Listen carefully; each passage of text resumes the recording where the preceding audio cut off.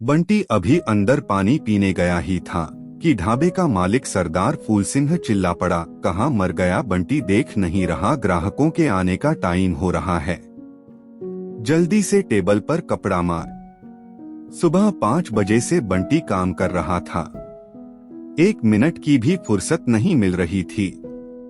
दोपहर की गर्मी में अभी उसने सारी टेबल साफ की थी, लेकिन तेज हवा से मिट्टी उड़कर बार बार टेबल पर आ रही थी। बंटी जल्दी से पानी पीकर बाहर आया और कपड़ा लेकर जल्दी से टेबल साफ करने लगा। आज उसने नाश्ता भी नहीं किया था। नाश्ता उसे तभी मिलता था जब ढाबे पर रात को खाना बच जाता था, लेकिन ग्राहक ज्यादा होने के कारण खाना बचा ही नहीं। बंटी का भूख के मारे बुरा हाल था, लेकिन फूल सिंह तो जैसे उसकी जान का दुश्मन था। वह जल्दी जल्दी सफाई कर रहा था। तभी सामने के ऑफिस में लंच का समय हो गया। थोड़ी देर में पूरा ढाबा ग्राहकों से भर गया। बंटी और उसके साथ दूसरे नौकर भाग भाग कर ऑर्डर ले रहे थे, सफाई कर रहे थे। इधर सरदार फूल सिंह चिल्ला चिल्ला कर काम करवा रहा था। अपने नौकरों से उसे कोई मतलब नहीं था, उसे बस गल्ले में आ रहे पैसों से मतलब था। बंटी का असली नाम कोई नहीं जानता था, सब उसे छोटू कहकर बुलाते थे। लंच टाइम के बाद भी करीब 4 बजे तक ढाबे पर कोई न कोई आता रहा। साफ सफाई के बाद फूल सिंह ने देखा कि थोड़ा खाना बचा है, तो वह बोला, चलो तुम लोग भी जल्दी से खाना खा लो, फिर शाम के खाने की तैयारी करो। और सुन विक्रम, इनमें से किसी को भी पनीर की सब्जी मत दियो, रात को इसे चला देंगे। विक्रम जो वहाँ खाना बनाता था, वह बोला, मालिक कल की सब्जी है, शाम तक तो खराब हो जाएगी। तब फूल सिंह बोला, अच्छा चल दे दे इन्हें थोड़ी सी सब्जी। बंटी और उसके साथ के लड़के एक टेबल पर बैठकर खाना खाने लगे। ढाबे का मालिक अंदर जाकर सो गया। खाना खाने के बाद बंटी बैठकर अपने पिछले दिनों के बारे में सोचने लगा। बंटी एक गांव में रहता था। उसके माता पिता खेत में मजदूरी करते थे। वह दिन भर अपने साथ के बच्चों के साथ खेलता रहता था। न कोई चिंता न कोई फिक्र, कम में गुजारा हो जाता था। शहर से उसके पिता का दोस्त गांव गया और बोला, अरे शहर में इतने काम के रोज 400 रुपए मिलते हैं, तुम्हारा बेटा भी अच्छे से पढ़ सकेगा, वहाँ बड़े सरकारी स्कूल में मुफ्त में पढ़ाई होती है। इसके जितने बच्चे इंग्लिश में बात करते हैं। बंटी के भविष्य की चिंता उन्हें गांव से शहर ले आई। एक बिल्डिंग में बंटी के माता पिता काम करने लगे। वहीं पास ही में एक छोटी से झुग्गी में रहने लगे। बंटी से उसके पिता ने कहा, बस बेटा कुछ दिन की बात है, थोड़े पैसे इकट्ठे हो जाएं, फिर तेरा दाखिला स्कूल में करवा दूंगा। बंटी भी बहुत खुश था। पिता का वह दोस्त रोज घर आ जाता था। शाम को बंटी के पिता उसके साथ जाने लगे। उसने उन्हें शराब पिलाना शुरू कर दिया। कुछ ही दिनों में बंटी के पिता को शराब की ऐसी लत लगी कि उसने काम पर जाना छोड़ दिया। अब वह दिन भर शराब पीकर पड़ा रहता।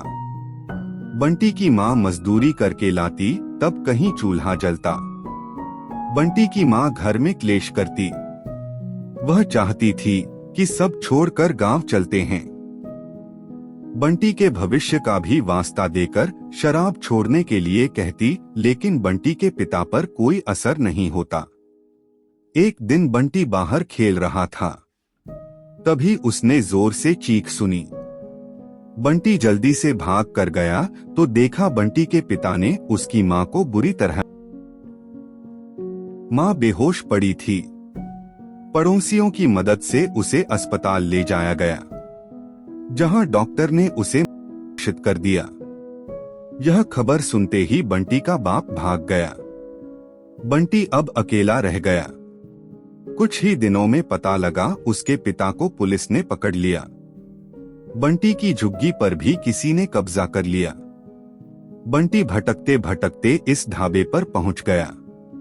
तब से वह ढाबे पर नौकरी कर रहा है। बंटी की आंखों से आंसू बह रहे थे।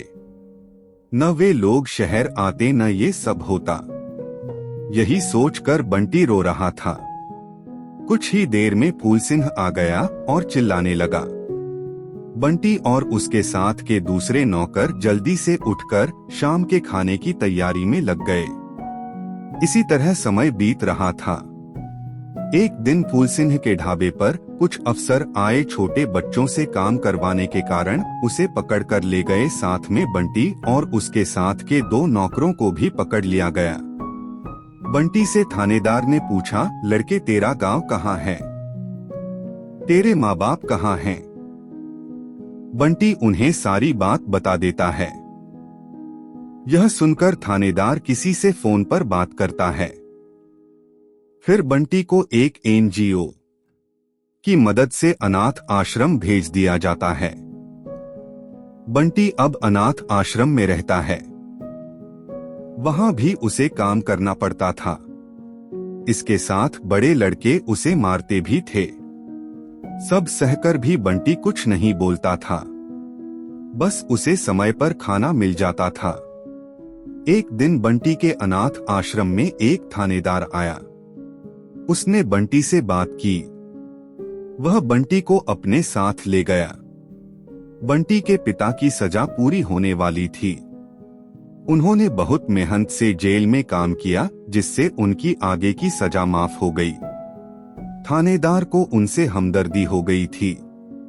उनके पछतावे को देखते हुए उसने बंटी को ढूंढने का वादा किया। आज बंटी को देखकर उसके पिता उससे लिपटकर बहुत रोए। उन्हें देखकर बंटी भी रोने लगा। जेल में किए काम के पैसे लेकर बंटी के पिता ने वापस गांव जाने का फैसला किया। बंटी अपनी मां को खोकर और कुछ कड़वी यादों को लेकर अपने पिता के साथ वापस अपने गांव आ गया।